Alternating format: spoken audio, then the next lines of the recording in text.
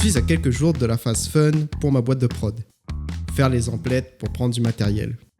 J'étais tellement impatient de me concentrer là-dessus. Mais on va pas se mentir qu'aujourd'hui, à peine tu commences à regarder, tu en ressors instantanément perdu.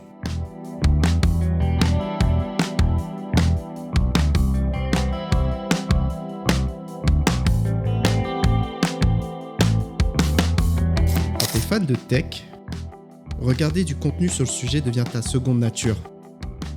Tests de caméra par-ci, comparatif de lentilles par-là, présentation d'accessoires de toutes sortes, ça n'en finit plus. D'un côté, il y a cet enthousiasme de découvrir toutes ces nouvelles technologies, de sentir que chaque nouvel achat pourrait me rapprocher un peu plus de mon but. Je me dis, avec tel équipement, je pourrais avoir tel plan, avec tel objectif, je pourrais avoir tel look, et ça stimule créativement, mine de rien. Mais de l'autre, il y a cette peur sourde de me retrouver avec des équipements coûteux qui finissent par prendre la poussière, inutilisés.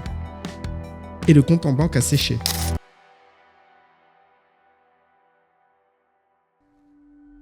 Il y a d'ailleurs ce phénomène bien connu parmi les vidéastes.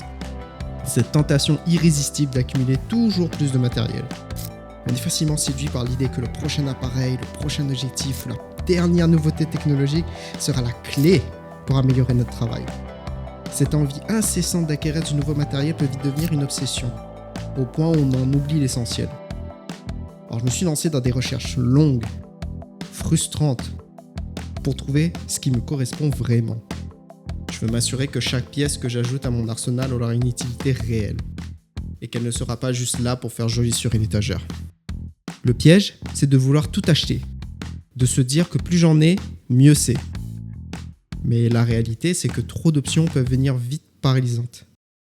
Alors, je prends du recul. De quoi j'ai réellement besoin ? Qu'est-ce qui peut véritablement m'aider à progresser ?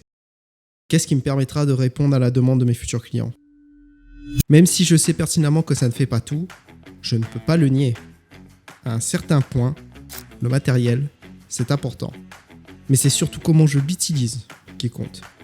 Je préfère investir dans des outils qui vont me suivre sur le long terme, plutôt que de céder à l'appel du nouvel équipement qui va soi-disant faire de moi un meilleur artiste.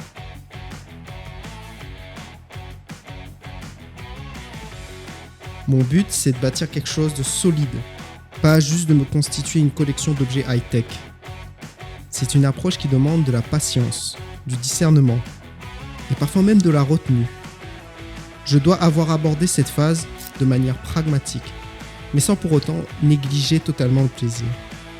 Alors, pour cette nouvelle étape, je vais continuer à faire mes recherches, à comparer, à essayer, mais toujours avec cette question en tête. Est-ce que cet équipement va vraiment m'aider à raconter une meilleure histoire ? Ou est-ce juste une distraction ? Est-ce que je vais réussir à faire les bons choix ? On verra bien.